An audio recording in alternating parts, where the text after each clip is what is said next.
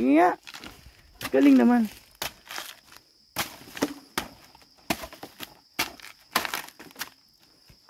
Ay, ganun lang. Ay, ganyan. Ayan. Kinukuha nila yung ano, usbong kinakain nila dyan. Ano yun, yung dulo lang ang kinakain nyo? Ano tawag sa inyo yan? Ha? Inuulam nyo?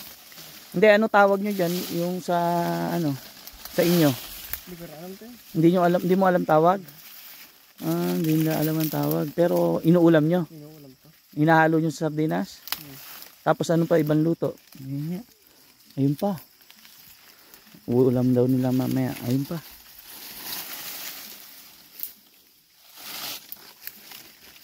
Madami pala. Meron pa sa kabila. Ang tawag sa amin nito, lubi-lubi. Ewan ko lang kung ano tawag sa inyo. Hindi niya alam kung ano tawag. Meron pa isa. Dito sa may kabila.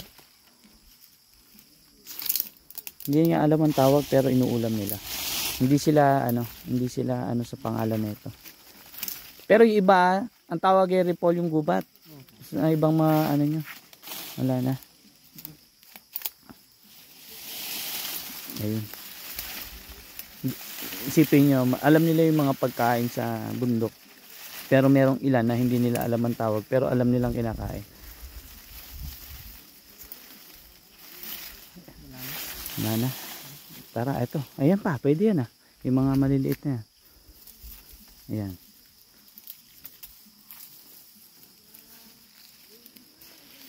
Masarap to gataan. Tara, okay na siguro to sa inyo. Hanap ka pa? Malayo, dun sa dulo. Ito po, ang tawag sa amin ay lubi-lubi. Sa inyo, hindi mo alam ang tawag. Alam ko ang tawag nito sa inyo is repolyong gubat. Yun ang tawag sa inyo. Tara, alaga kang baboy Sa'yo ba yan? Sa akin. Galing diba? Sipag. Alaga siyang baboy. Tapos ang ganda rito. Diyan po maraming makukuha pagkain dyan sa gubat yan. Diyan sila madalas manguha ng kanilang pagkain.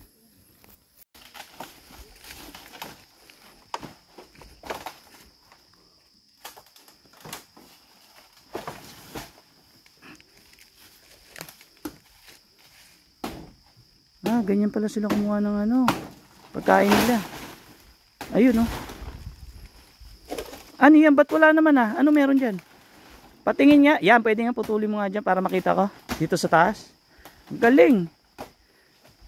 Mga ganitong oras po kasi naghahanap na sila ng pagkain nila. Papakita niya sa atin kung ano itsura ng mga kinukuha nilang pagkain. Ito, paghahaluin daw po niya.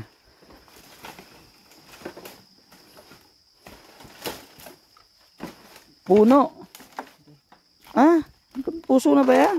Sige nga. Galing naman.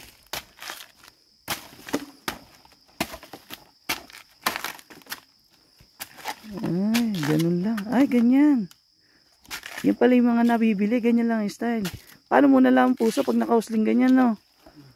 Ayun.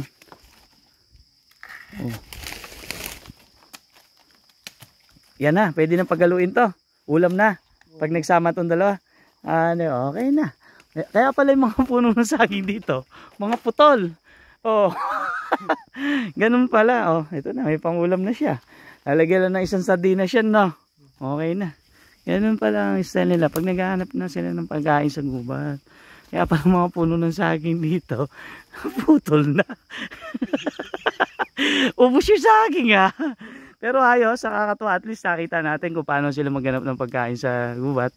Kasi marami naman po ang puno ng saging na yan. Kaya talagang pinuputol nila kasi sumusupling naman po uli. Di ba? Ang galing. Tara.